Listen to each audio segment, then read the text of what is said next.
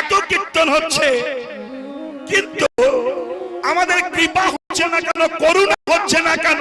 যুক্তিটা কি? আমরা শাস্ত্র বহির্ভূত কাজ করি।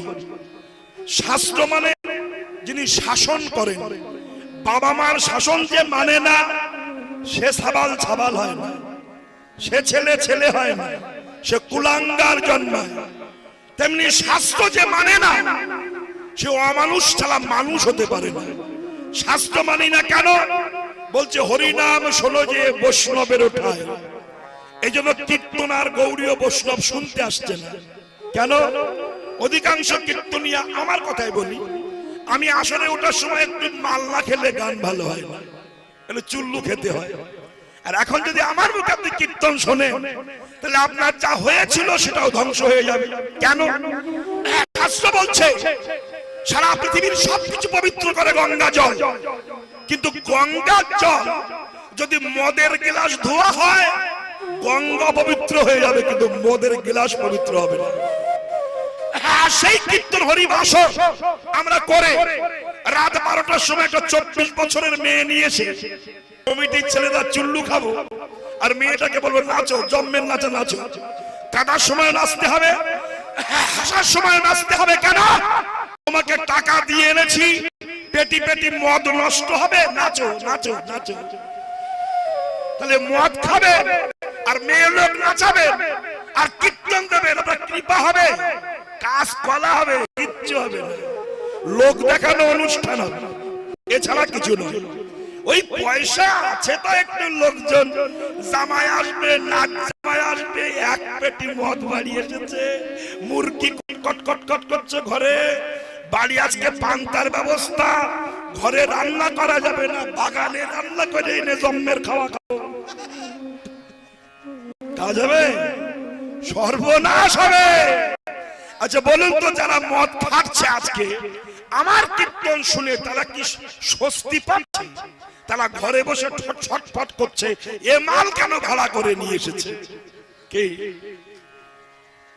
আমাকে অনেকে বলে, আমি সেটা ভয় করি না। কেন? ন্যায্য কথাটা তো বলবোই। এটা ভক্তির আসর, কীর্তন হরিনাম হচ্ছে ভক্তি জগতের জিনিস, পরিত্রিত ভাবে করতে হবে।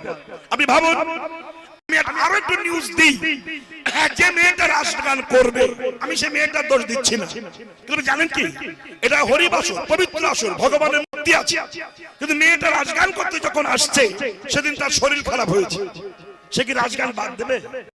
তো নাচবে দিন দিন করে, তাতে কি হবে? আপনার হরিবাসরের সর্বনাশ।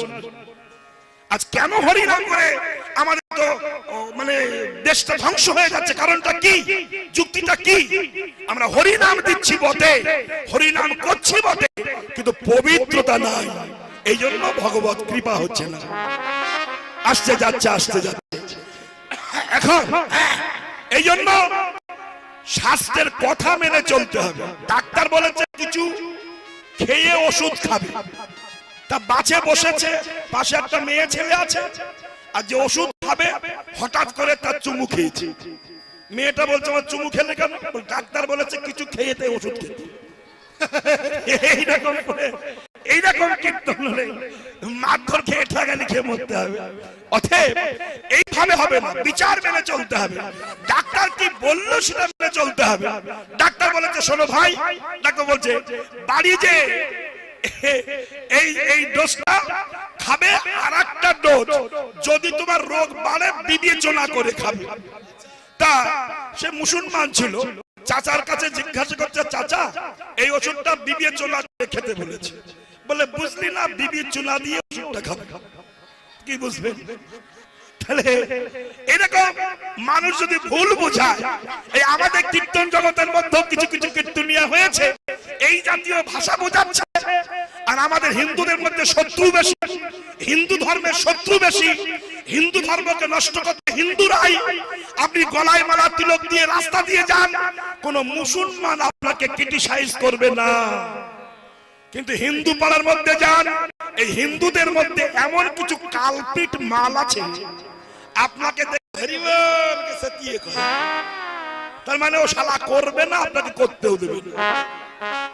এ হলো সমাজের অবস্থা, হিন্দু ধর্মের অবস্থা। এই তুই পারবি না। আবার কি বলে জানেন, তিলক মালা লাগে না মন যদি ঠিক থাকে। ওরে বাবা রে, কি অ্যাডভার্টাইজ! তিলক মালা লাগে না মন যদি ঠিক থাকে, মন চাঙ্গা তো কাটো গঙ্গা। মানে তার মুখের ধারে খালি পায়ে যাই যাবে না। আমি তো মুখের ধারে খালি পায়ে যেতে পারবো, জুতো পায়ে দিয়ে যেতে হবে। কেন? তিলক মালা করা লাগে না। তুমি কি এত পণ্ডিত যারা তিলক মালা করতে, তোমার চেয়ে অমানুষ তারা কম বোঝে, তুমি বেশি বোঝো? কি বোঝো তুমি? তুমি যদি বলো যে তিলক মালা কর, মন যদি ঠিক থাকে, ভালো কথা। তোমার মন যদি এত ভালো হবে, বিয়ে করলে কেন? মনে মনে ভাবতে ভাবতে বিয়ে করা লাগে না, মন যদি ঠিক থাকে বউয়ের নিয়ে এসে সে বেলায় তো করেন না। ভাত রান্না করেন কেন? এমনি পাতে বসে বললেন মন যদি ঠিক থাকে রান্না করা লাগে না, ভাতের নিয়ে হবে। কালকে সকাল 10টার সময় ল্যাংটো হয়ে আপনি রাধারমণ স্টেশনে ঘুরে যাবেন, পুরো উলঙ্গ হয়ে। কেউ যদি বলে প্যান্ট পরিস কেন, বলবেন মন যদি ঠিক থাকে প্যান্ট পরা লাগে না। শালা শয়তানের দল, অসভ্য, মূর্খ, বর্বর, এরা উল্টো পাল্টা বলে। হ্যাঁ কেন? শোনো, এক একটা স্কুলের এক একটা ড্রেস থাকে, সেই ড্রেস না পরে গেলে স্কুল মাস্টার ঢুকতে দেয় না। যে যেমন চাকরি করবে তার পোশাক পরতে হবে। এখন পুলিশের চাকরি করে যদি সে ধুতি পাঞ্জাবি করে ঘুরে বেড়ায়, মমতা দিদি যদি বলে পোশাক পরনি কেন, সে যদি বলে ম্যাডাম মন যদি ঠিক থাকে পোশাক পরা লাগে না, ছেঁটিয়ে বিদায় করে দেবে। তাহলে যে যা কাজ করবে তার তা পোশাক পরতে হবে। তেমনি বিষ্ণুকে ভজনা করতে গেলে বৈষ্ণবের পোশাক পরতেই হবে, নইলে কৃপা হবে না। দেখেছেন? আমি আরো দেখেছি একাদশীতে মাংস খাচ্ছে, তাই উপদেশ দিচ্ছি ভাই রে রোজ তো খাস, একাদশীতে খাস না। আমার উল্টে জ্ঞান দেয়। আপনি বোঝেন? মন হলো ভগবান, আত্মা যা চাই গিলিয়ে যাও তাই। আরে বাবা, আত্মা ভগবান যা চাই তুমি তাই দিয়ে যাও। আচ্ছা পর্যন্ত দেখিনি আত্মা যা চাবে তাই দিতে হবে। আপনি রাস্তা দিয়ে হেঁটে যাচ্ছেন, কোন সুন্দর মেয়ে সুন্দর ছেলে দেখেছেন, আত্মা বলছে একটু জড়িয়ে ধরবো, গিয়ে ধরবেন, তপ করে পাবলিক যখন ধোলাই দেবে বলবেন আত্মা চায়, ভগবান চাচ্ছে, দিয়ে যাচ্ছি। সর্বনাশ হবে। আরে ভাই রে, এসব ভুল অপব্যাখ্যা। তুমি করবে না করো না, কিন্তু যারা করছে তার পিছনে কুকুরের মতো লেগো না। রাধে রাধে। করতে দাও, করতে দাও। তুমি জমের বাড়ি যাচ্ছ, আর একজনকে জমের বাড়ি নিয়ে যাবার সিদ্ধান্ত গ্রহণ করবার ক্ষমতা তোমার নেই, তুমি করতে পারো না। তুমি যা পারো করো, কিন্তু একজন করছে তার বাদী হতে তুমি পারো না। অতএব মহাজনস্য গতস্য পন্থা, মহাজন এই বিচারগুলো দিয়ে গেছে। অতএব তোমরা হরি নাম করো, কৃষ্ণ নাম করো, ব্যতিরিক্ত কিছু করতে হবে না। হরি নাম করলে কৃপা হয়ে যাবে। এখন যারা বোঝে না তাদের কি দিয়ে বোঝাবেন? এত কথা বুঝার পরেও যাওয়ার সময় বলবে, কীর্তন শুনে যাওয়ার সময় বলবে এসব কথা বলা ঠিক হলো না, এই লোকের বায়না করে কেডা এনেছে। এই সব মানে যারা আমার কথার সঙ্গে যার চরিত্র মিশে যাচ্ছে সে কি আমার ভালো বলবে? আপনার বায়নার জন্য রাধাপদ ঘোষ গান করতে আসে না, বায়না পিছনে ছুটে বেড়ায় হাজার হাজার। আমি অমানুষকে মানুষ করার কথা বলবো, বলবোই। অনেকে বলেন নিরামিষ না, এই যে মাছ মাংস না খেলে হাড় শক্ত হয় না। আমি চ্যালেঞ্জ করতে পারি, যে মাছ মাংস খান আর যে মাছ মাংস খান না, সে হেঁটে যাবে, তার সঙ্গে আপনি হাঁটতে পারলে আমি কীর্তন ছেড়ে দেবো। তাহলে এত শক্তি যে নিরামিষ খায়। দেখবেন বাঘ কাঁচা মাংস খায়, হরিণ ঘাস খায়। তা বাঘ যখন হরিণকে তাড়িয়ে নিয়ে যায়, ধরতে পারবে না, বাঘও দাঁড়িয়ে গেল, হরিণও দাঁড়িয়ে গেল। দেখবেন বাঘ কাঁচা মাংস খায়, এতটা জিভ বার করে করে, কিন্তু হরিণ ঘাস খায়, সে জিভ বার করে। দেখেছেন বলেন? কেন?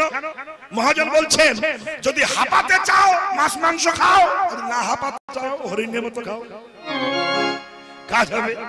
অতএব তুমি খাও, খেতে কেউ নিষেধ করছে না, কিন্তু যারা খাচ্ছে না তাদের পেছনে লাগছো কেন? অধিকার তোমার কে দিয়েছে? তাই মহাপ্রভু এইসব অমানুষকে মানুষ করবার জন্য মধুমাকা হরিনাম এনেছে।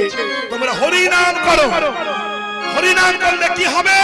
চেত দর্পণ মার্জনম ভব মহা লবাগিনী নির্বাপনম শ্রবকৈরবচন্দ্রিকা বিতারণম বিদ্যাবধু জীবনম আনন্দম বুদ্ধিবর্ধনম প্রতিপদং পূর্ণতাসাধনম সর্ব আত্মস্নপনং পরং বিজয়েতে শ্রীকৃষ্ণ সংকীর্তন। হরিনাম করলে চিত্ত দর্পণ মার্জিত হয়। চিত্ত দর্পণ মানে কি? চিত্ত মানে মন, দর্পণ মানে আয়না। নিজেদের মুখ দেখবার যেমন আয়না পাওয়া যায়, তেমনি ভগবানকে দেখবার একটা আয়না পাওয়া যায়। জানেন, নিজেদের মুখ দেখবার আয়না যেমন ময়লায় জমে যায়, তাতে মুখ দেখা যায় না, বসে বসে মাজতে হয়, তেমনি যারা চিত্তরূপ আয়নাতে মুখ দেখতে পাচ্ছেন না, তাদের চিত্তরূপ আয়না অনাদি কাল হতে অহংকারের ময়লায় জমে গিয়েছে। এখন গুরু আশ্রয় করে কৃষ্ণ নাম দিয়ে মাজুন, মেজে দুটি নয়নের জলে ধুয়ে ফেলুন। ভগবান দেখতে বৃন্দাবনে যেতে হবে না, আপনি নয়ন মুদ্রিত করলেই দেখবেন আপনার হৃদয় মন্দিরে ভগবান বসে আছে। দই রসগোল্লা দিয়ে ভগবানকে ডাকতে হবে না, তুমি সামান্য তিল তুলসী দিয়ে ডাকো। ভগবানের অনেক কিছু আছে, তোমার ঘরে খেতে আসে না, আসে শুধু ভক্তি ভালোবাসার টানে। কার ঘরে ভক্তি আছে ভগবান সেখানে প্রবেশ করে। একটু প্রমাণ আমি আপনাদের দিই, মহাভারত থেকে তুলে এনে আপনি জানবেন। ভগবান বলছেন যে আমাকে এতটুকু দেয়, আমি তাকে এতটা দিই, তাই কি না? কিন্তু আমরা ভগবানের সঙ্গে চিটিংবাজি করি। ভগবান বলছেন আমাকে যে চাই আমি তাকে চাই, আমাকে যে না চাই আমি তাকে না চাই, আমি তাকে নাচিয়ে দিই। আমাকে যে চাই না আমি তাকে চাই না। দেখুন, প্রায়শ্চিত্ত ভোগ করতেই হবে, অপরাধের প্রায়শ্চিত্ত হবে, কিন্তু যদি হরিনাম করেন, ভগবানের সেবায় এতটুকু দেন, ভগবান আপনাকে অনেক দেবে। দিয়েছেন কবে, কখন, কিভাবে একটুখানি বলি শুনুন। যখন শ্রীকৃষ্ণের আপন পিসিমার ছেলে, দম ঘোষের ছেলে, মায়ের নাম ছিল সুতস্রবা। এই সুতস্রবা পুত্রের নাম হচ্ছে শিশুপাল। নাম শুনেছেন কেউ? শিশুপাল নাম শুনেছেন তো? এই শিশুপাল যখন জন্মগ্রহণ করেছিল, 4খানা হাত ছিল আর 3টি চোখ ছিল। তা শিশুপালের মা বুঝে নিয়েছিল এই ছেলে বাঁচবে না। এমন সময় কৃষ্ণ গিয়ে দাঁড়িয়েছে। পিসিমা কি হয়েছে? বলছে আর বলো না কৃষ্ণ, তোমার এক ভাই হয়েছে, কিন্তু তার 3টি চোখ আর 4খানা হাত। কৃষ্ণ বলল পিসিমা ভেবো না, ও যার দিকে তাকালে, যার নয়ন দৃষ্টিতে ওর 2খানা হাত নেমে যাবে, একটা চোখ ঠিকরে বেরিয়ে যাবে, তুমি জানবে তার হাতে ওর মৃত্যু হবে। ভালো কথা। যেই বলেছে সঙ্গে সঙ্গে শিশুপাল এসেছে। শিশুপাল কৃষ্ণের দিকে তাকিয়েছেন আর সঙ্গে সঙ্গে একটা চোখ ঠিকরে বেরিয়ে গেছে, 2খানা হাত নেমে গিয়েছে। যখন হাত নেমে গেল, সুতস্রবা বুঝে নিল যে কৃষ্ণের হাতে আমার ছেলে শিশুপাল মরবে। তাই সুতস্রবা যে কৃষ্ণকে বলল, বাবা তুই তো আমার ভ্রাতুষ্পুত্র, ভাইয়ের ছেলে, তোর কাছে নিবেদন করছি তুই কথা দে শিশুপালকে মারবি না। কৃষ্ণ বলল, মা আমি কাউকে মারি না, যার মরণ সেই মরে। গুরুজনের কথা যদি না শোনে, শাস্ত্রের কথা না শোনে, সে নিজের মতো চলে, সে মরবে। আপনি ডান দিক থেকে সাইকেল চালাচ্ছেন, কেউ বলছে খোকা ডাইনে সাইকেল চালাস না, বাঁ দিকে যা। আপনি কি বলছেন? আমি চালাবো, আপনার কি? আপনি অ্যাক্সিডেন্ট করে মরবেন নাকি? ডাক্তার বলছে তোমার হাই সুগার, তুমি মাটির তলার মাল খেয়েও না। তা রোগী বলছে ডাক্তার বাবু মাটির তলার কোনো মাল খাওয়া যাবে না। বলে না, কিছু কিছু মাল বলছে তো খাওয়া যাবে না। এই মশাই কিরকম কিছু কিছু মাল? তা ডাক্তার বলছে কিরকম কিছু কিছু মানে কি? বলছে মাটির ভিতরেও থাকে, বাইরে থাকে, এই জাতীয় মাল, যেমন মূলা। মূলো জানেন তো? মূলো অর্ধেক ভিতরে অর্ধেক বাইরে। ডাক্তার এ খাওয়া যাবে না। না, তাহলে কি খেতে হবে? গাজর, মানকচু না। ডাক্তার বলল এগুলো খাবেই না। এবার রোগী বলছে তাহলে আপনার ওষুধ আমার খাওয়াই যাবে না। কেন? বলে আপনার ওষুধ খেতে গেলে তো জল দিয়ে খেতে হয়, জানেন জল কোন জায়গার? মাটির তলার মাল, খাওয়া যাবে না। ডাক্তার বলল তোর চরণে প্রণাম, আমি তোকে চিকিৎসা করতে পারবো না। উল্টে ডাক্তার পরাজিত হয়ে যায়। বিশাল ভুড়ি নিয়ে ডাক্তার বাবু আমার তো বিরাট ভুড়ি, কি করে কমাবো? ডাক্তার বলল ডায়েট কন্ট্রোল করো, এভরি নাইট 2 পিস, মানে রাত্রে দুটো রুটি খাও। 6 মাস খাচ্ছে, ভুঁড়ি বেড়েই যাচ্ছে। দেখো ভুঁড়ি তো কমছে না, কখানা রুটি খাও? দুটি খায়। আগে কটা খেতে? 32 খানা খেতাম। বলে এখন দুটি খেলে তো ভুঁড়ি কমবে, কতটা আটার খাও? বলে আগে যে 32 খানা রুটি যে আটায় হতো, ওই আটা ভাগ করে 2 খানা রুটি করে খাই। ডাক্তার শুয়ে পড়ে বলছে তোর গোষ্ঠীর চরণে নমস্কার, আমি পারবো না। তাহলে কিছু কিছু ভক্তের কাছে ভগবান পর্যন্ত পরাজিত হয়ে যান। কেন? ভগবানের আইন তারা মেনে চলে না, আর মেনে না চললেই তো সর্বনাশ হবে। তাই দেখুন, মানিনি শিশুপালের 3টে চোখ ছিল, একটা চোখ বেরিয়ে গেল, 2টি হাত নেমে গেল।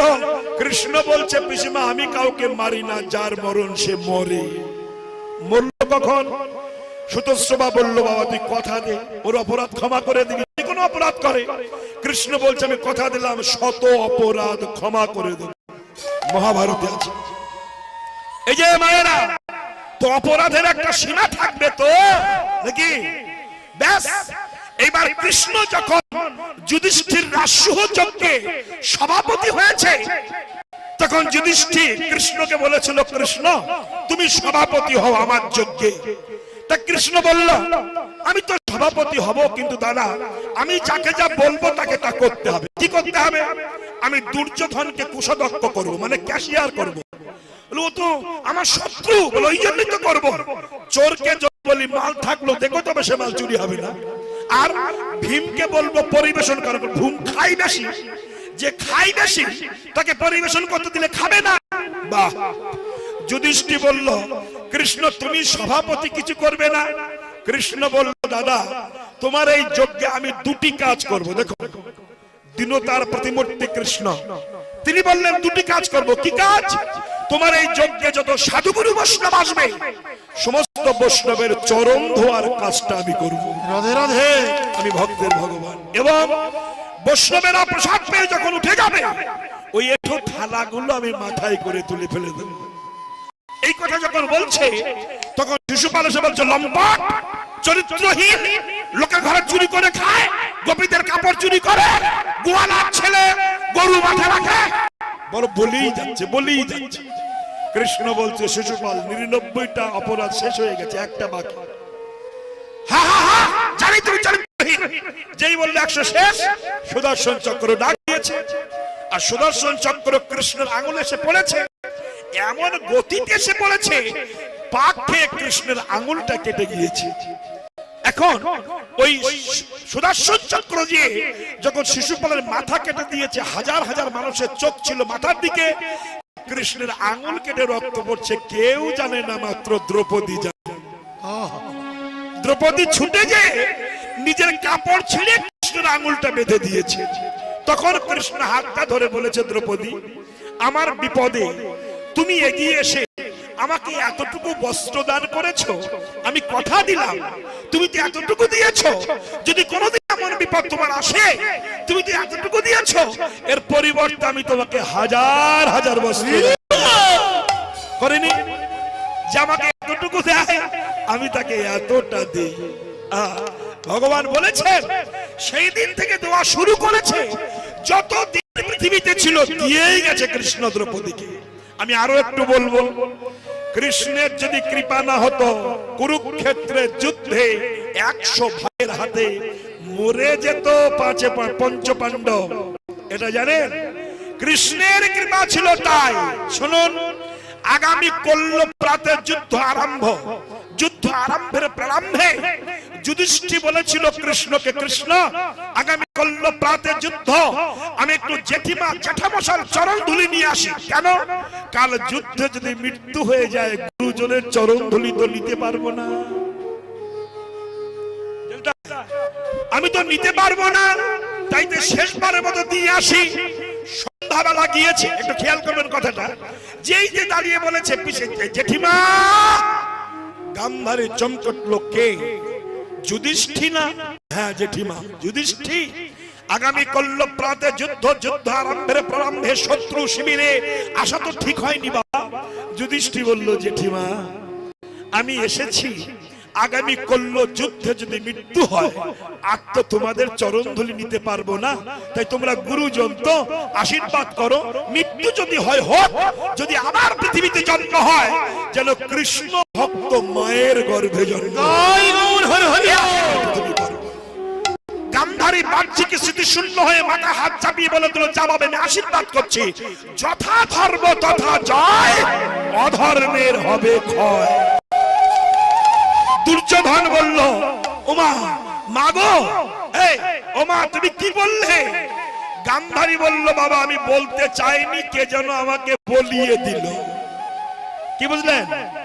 আস্তে আস্তে আস্তে, এই মেয়ে, এই মেয়ে, এই মেয়ে, এই মেয়ে, এখন বস, পরে দিবি মা, বস বাবা বস, একটু পরে দিবি।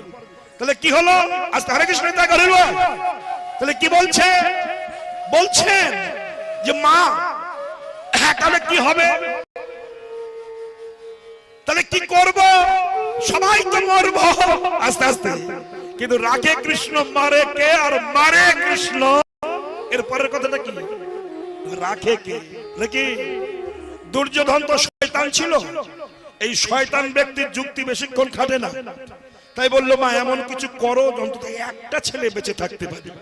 তখন মা বলল, শোন বাবা, আমার এই চোখে কাপড় বাঁধাতো, আমি প্রত্যেকদিন অক্ষয়, প্রত্যেক বছর একবার অক্ষয় তৃতীয়ায় আমি চোখ খুলি, কাল সকালবেলা চোখ খুলবো, আমি চোখ খুলে যে ছেলের দিকে তাকাবো তাহলে অল বডি স্টিল বডি হয়ে যাবে।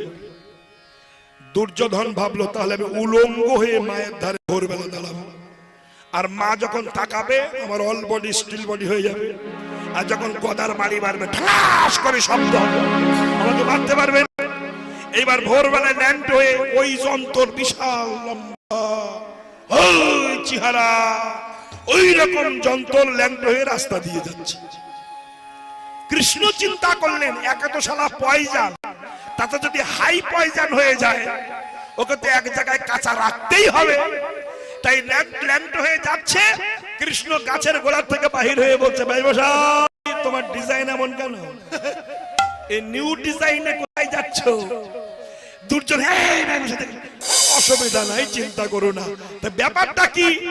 বলছে আমার মা বলেছে চোখ খুলে যার দিকে তাকাবে তার সমস্ত দেহ লোহার মতো শক্ত হয়ে যাবে, তাই যাচ্ছ। হ্যাঁ, তা রাজা মানুষ, পাখি ঠাকি তো দেখছে, তুমি অন্তত কিছু পরে যাও। দুর্যোধন বলল, আমি তো পড়ার কিছু নিয়ে আসিনি। কৃষ্ণ এক হাত লম্বা একটা কলার পাতা দিয়েছে, এই না, এই কলার পাতাটা পড়ে যাও। বিশাল চেহারা তো, ওই পাতা অল সাইড কভার হচ্ছে না। তো বলছে কৃষ্ণ তো অল সাইড কভার হচ্ছে না।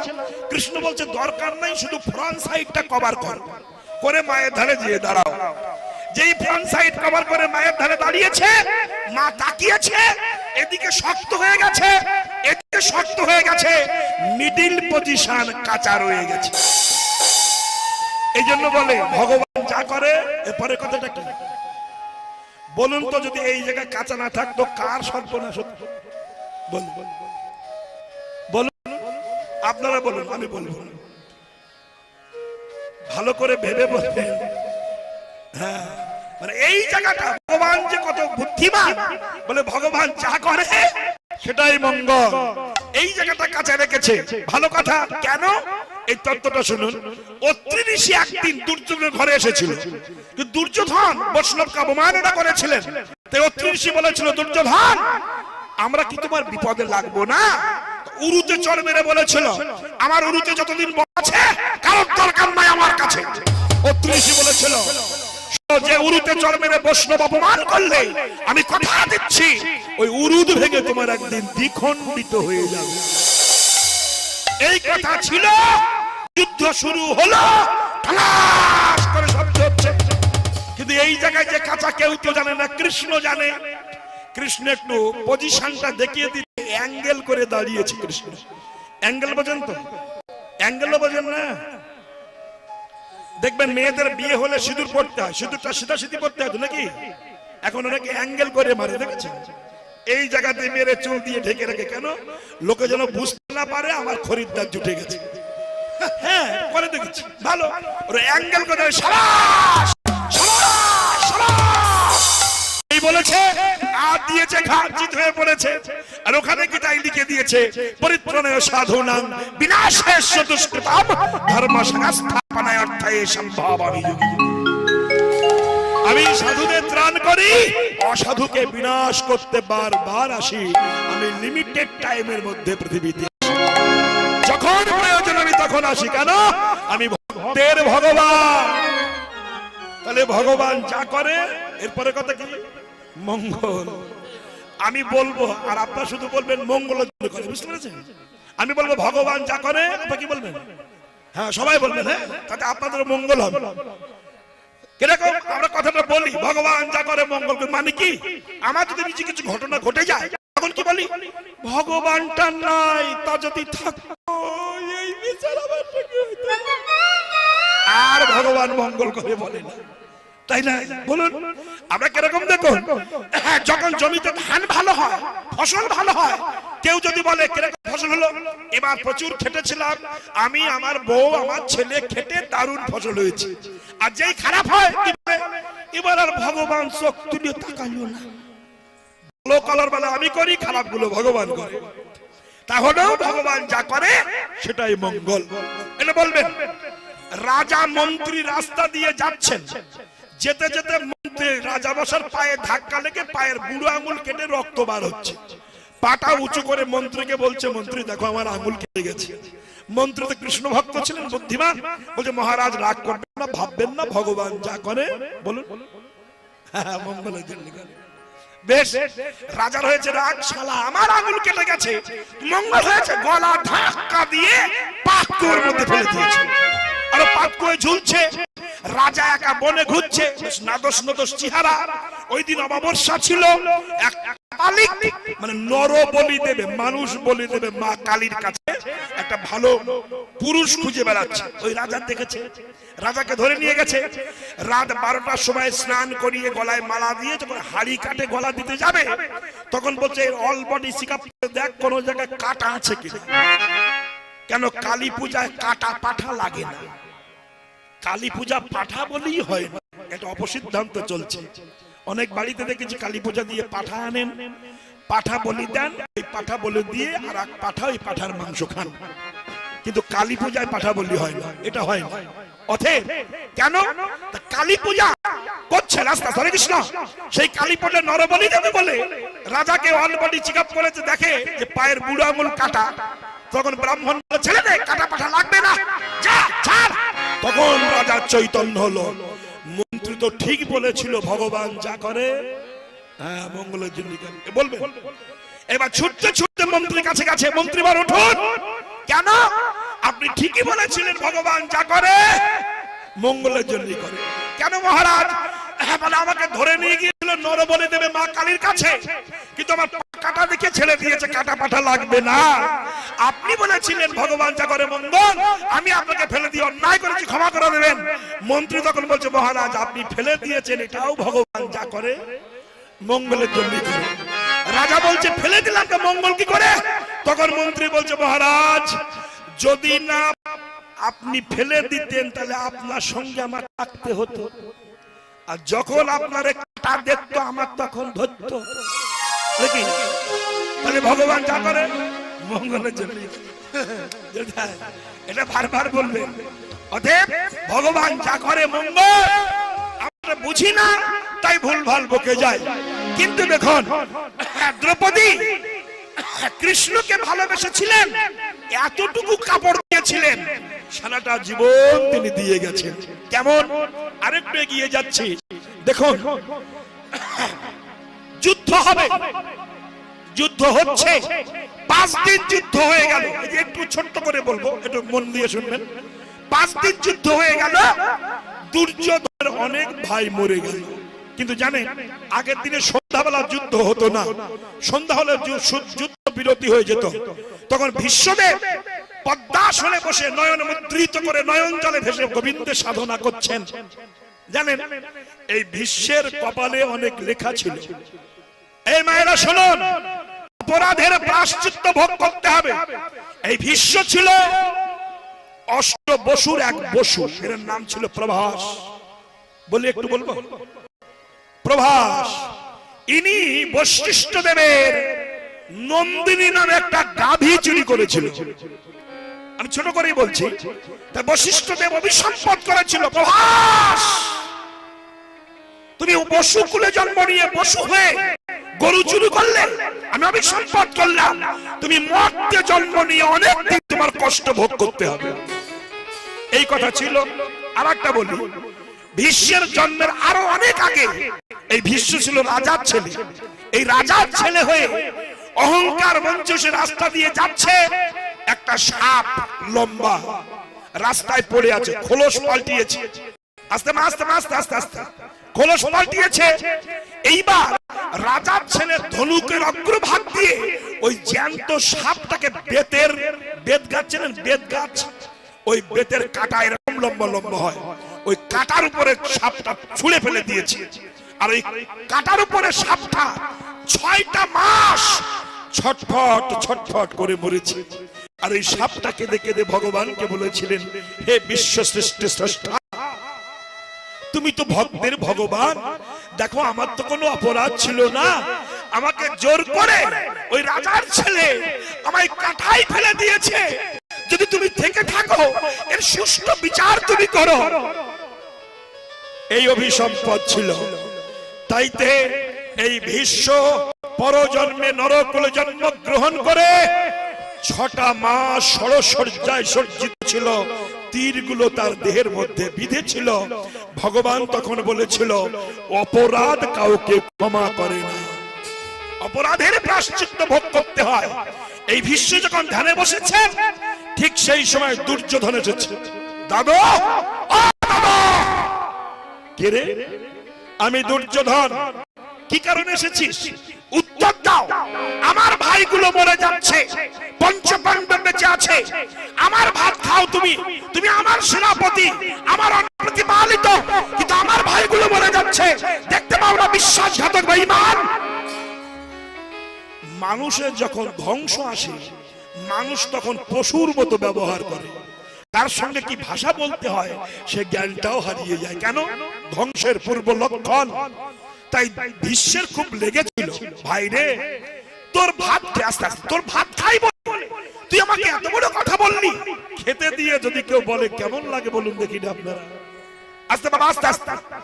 আমরা যে বাড়িতে উঠেছি, গতবারও ছিলাম, এবারও আছি এই পুকুরটার ওপারে, ডাক্তার মশাই যিনি মালা দিলেন আমার গলায়, ওনার বাড়ি, অতীব ভক্তিমতী মা, খুব ভালো খাইয়েছেন, রসগোল্লাটা যে যা পারে দিয়েছে, দারুণ খাইয়েছেন। এখন ওই ভদ্রলোকদের আসরে উঠে বলে, রাধাপদ বাবু আপনি 10:30টা পর্যন্ত কীর্তন গাইবেন। আমি বললাম পারবো না। তখন যদি চোখ মোটা করে বলে, এত খাওয়ালাম কেন, পারবেন না? মনে হবে না মাল বমি তুলি ফেলে দিই? বলেননি, যদি বলবো কেমন লাগে, খেতে যদি কেউ বলে সেন্টিমেন্টে লাগে। ভীষ্মের খুব লেগেছে, তাই বললো, ওরে দুর্যোধন, তুই খেতে দিয়ে আমাকে বললি যা, তোকে এমন একটা আশীর্বাদ আমি দেবো, তোর কোনো ভাই আর মরবে না।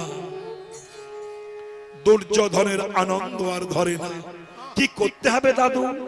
আমি গঙ্গা পুত্র ভীষ্ম আজ রাত্রে 12টার সময় গঙ্গায় স্নান করে পদ্মাসনে নয়ন মুদ্রিত করে বসবো, আমি চোখ বুজে বসে থাকবো। রাত 12টার সময় তোর বউকে আমার কাছে পাঠিয়ে দিবি, সে আমার পায়ে হাত দিয়ে প্রণাম করবে, আমি মুখ না দেখে মস্তকে হস্তার্পণ করে বর দিয়ে দেবো, কোনো ভাই মরবে না। ভালো। দুর্যোধন বাড়ি গেছে, রাত 12টা বেজেছে, ভীষ্ম গঙ্গায় স্নান করেছেন, পদ্মাসনে নয়ন মুদ্রিত করে বসেছেন। এমন সময় দুর্যোধন তার বউকে বলেছে, ভানুমতি, কি গো, যাও, আর সিঁদুর মুছতে হবে না, শাখা ভাঙতে হবে না, দাদুকে গিয়ে প্রণাম করো, যেন ডাকাডাকি করো না। ভানুমতি কথা শুনলো না, কারণ অনেক বউ তো স্বামীর কথা শোনে না। কিছু কিছু বউ আছে দেখবেন স্বামীগুলো হচ্ছে গাড়ল আর বউগুলো মোড়ল। আছেন অনেক বাড়ি, অনেক বাড়ি আছে বউ হচ্ছে মোড়ল আর স্বামী হচ্ছে গাড়ল, তাই না?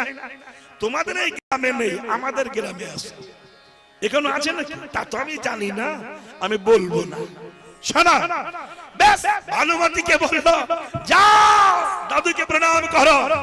এখন ভালোদের কুসিদ্ধান্ত দেখুন, স্বামীকে বলছে, মাথা খারাপ তোমার, তুমি এখন এই রাত্রিবেলা যেতে বলছো? ঘড়ির দিকে তাকাও, রাত 12টা বাজে, সম্পর্কে দাদু হয়, তাতে আনম্যারিড মানে বিয়ে করেনি। এই সময় আমি একা মেয়ে ছেলে, তার কাছে গেলে যদি কোনো মিনি ঘটনা ঘটে যায় আমি যাব না। এ যে যাবে না, এ তো ভীষ্ম জানে না। এই সুযোগটা ধরেছেন কৃষ্ণ। কি বলেছেন? এই সুযোগে যদি দ্রৌপদীকে নিয়ে যেতে পারি, দুর্যোধনের বউ যে যাবে না দাদু তো জানে না। এই সুযোগে যদি দ্রৌপদীকে নিয়ে যেতে পারি, দাদু তো চোখ বুজে থাকবে। দ্রৌপদী যে যদি পায়ে হাত দিয়ে প্রণাম দেয়, তাহলে দুর্যোধনের স্ত্রী ভেবে দ্রৌপদীর মাথায় হাত চাপিয়ে বর দিয়ে দেবে, তাহলে দ্রৌপদীর কোনো স্বামী আর মরবে না। দেখেছেন কত বড় ফার্স্ট ক্লাস পলিটিশিয়ান কৃষ্ণ। রাত 12টার সময় গেছে কৃষ্ণ, তার ঘুম নাই, ডাক দিয়েছে দ্রৌপদী, ও দ্রৌপদী। আকুল কণ্ঠের প্রতিধ্বনি শুনেছে। দ্রৌপদী, হ্যাঁ আকুল কণ্ঠে ডেকে ডেকেছে। আকুল কণ্ঠের প্রতিধ্বনি শুনেছেন দ্রৌপদী। চমকে উঠল, কে কে গো, কে গো তুমি কে?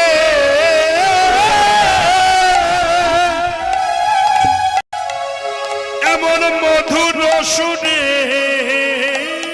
ডাকলে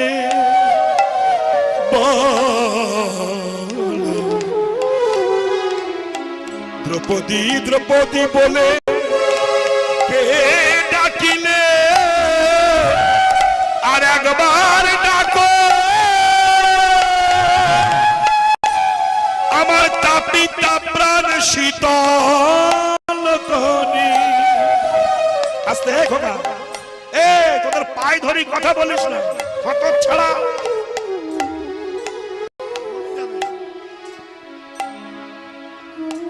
এখন তো মাইক সেটের সাউন্ডটা কম, বাইরে খুব ভালো সাউন্ড, কিন্তু এই বক্স দুটো একদম সাউন্ড নাই, শুনতেই পাচ্ছি না, কষ্ট হচ্ছে গান করতে।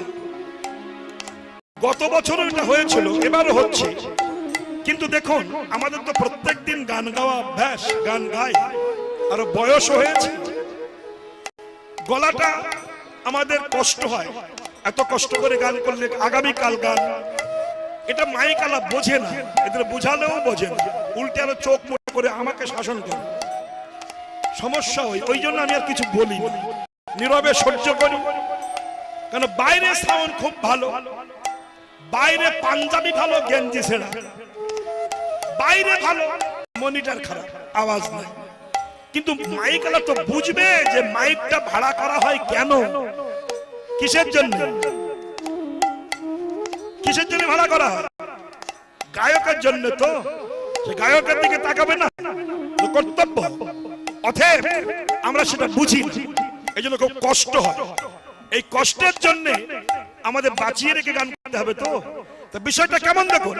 এবার কি করলেন, ব্যাস সঙ্গে সঙ্গে আস্তে আস্তে কাছে গিয়েছে, যে বলল শোনো আমি কৃষ্ণ ডাকছি, দ্রৌপদী তুমি এসো, এসো আমার কাছে। যেই বলেছে এসো আমার কাছে, কেন কৃষ্ণ এত রাতে? চলো আমার সাথে। কোথায়? আমি যাব যেথায়। দ্রৌপদীকে সঙ্গে নিয়ে কৃষ্ণ চলেছেন ভীষ্মদেবের দরজায়। তখন 12টা। ভগবানের চোখে ঘুম নাই, ভক্তের চিন্তায় বিভোর, তিনি ভক্তের ভগবান। বা দেখুন, ব্যাস দ্রৌপদীকে নিয়ে কৃষ্ণ যখন ভীষ্মদেবের দরজায় এসে দাঁড়িয়েছে, কৃষ্ণের তখন একটু অন্তরে বাসনা জেগেছে, কি নিজে আচরিয়া ধর্ম জীবের শেখা। ভগবান বললেন যতই কৃষ্ণ ভজন করো, যত নিরামিষ খাও, যত গোবিন্দ সেবা দাও, নিষ্কিঞ্চল বৈষ্ণবের পদধূলি না মাখলে কোনো কৃপা হবে না, হতেই পারে না। এই জন্য ভগবান নিজে আচরিয়া ধর্ম জীবের শেখায়। আমি অন্তত 62 বৎসর কীর্তন গাইছি, আমি খুব কম করে 62 বৎসর। আমার এই জ্যৈষ্ঠ মাস আসলে 74 বৎসর বয়স হবে। এখন আমি চুটিয়ে চালিয়ে যাচ্ছি। আমাদের আমলে মাইক সেট ছিল না, এসব হারমোনিয়াম ছিল, শুধু খোল করতে কীর্তন গাইতে। এর চেয়ে বেশি লোক হতো, হাজার হাজার লোক খালি গলায় গান গেয়েছে, শুনেছে, কিন্তু অভ্যাসের দাস তো মানুষ, এই জন্য অভ্যাসে পরিণত হয়ে গেছে, তো এখন না হলে আর হয় না। আবার দেখুন আসরটা খুব সুন্দর, খুব রুচিসম্মত সাজিয়েছে। গত বছর এসেছিলাম, খুব ভালো লেগেছিল, খুব শ্রদ্ধ ভদ্র কমিটি, খাওয়া দাওয়া যত্ন খুব ভালো। কিন্তু আমি তো বুড়ো, আমার চোখ তখন ভালো নাই। ওই যে দোকানে লাইট দেখছেন ভাসাং ভাসাং করে মারছে, এতেও ভগবান যা করে মঙ্গলের জন্য, কিন্তু কষ্ট হচ্ছে। যাই হোক, তথাপিও ওটা নকশা লাইট দরকার, আমাকে মাঝে মাঝে ডিজাইন চেঞ্জ করে দিচ্ছে, কি এটাও দরকার। তাহলে কি হলো, ভগবান যা করে মঙ্গলের জন্য করে, জানি তাই। তাহলে বিষয়টি কেমন দেখো, এইবার কৃষ্ণ আচলিয়া, বললাম না ৬২ বছর আমি কীর্তন গাইছি। যেসব বৃদ্ধ বাবারা এখানে আছেন ওনাদেরকে প্রশ্ন করুন, আগে যখন কীর্তন হতো, হরিবাসর হতো, রাসুহ যজ্ঞ যেটা হয়েছিল, তখন নিয়ম ছিল গায়করা বাড়ি আসলে পা ধুয়ে নিত, আঁচল দিয়ে পা মুছিয়ে নিত, আগে নিয়ম ছিল। আর এখন তো গায়ক ভালো না, তা কার পা মুছাবে, এটাই তো মেন। আগে মুছিয়ে নিত, প্রণাম করত। আর এখন কীর্তনিয়া উঠতে প্রণাম করে কমিটিকে, কেন? আগামী বছর বায়নাটা যেন হয়, ওজন প্রণাম। হ্যাঁ, হয়েছে সব জায়গায়। তাই ভগবান নিজে আচরিয়া ধর্ম জীবীরা শেখায়, নিজে প্রণাম করছেন, কেন? তার ইচ্ছা জেগেছে আমি দ্রৌপদীর চরণে প্রণাম করব, দ্রৌপদীর চরণ ধুলি মাথায় মাখব। ভাবতে পারেন, একটা বিএ পাস মেয়ে আমার সঙ্গে দেখা করতে এসেছে, গলায় মালা আছে, এসে বলছে বাবু নমস্কার। আমি তার নমস্কারের ভাব থেকে বুঝলাম তুমি কতটুকু শিক্ষিত কিংবা শিক্ষিতা।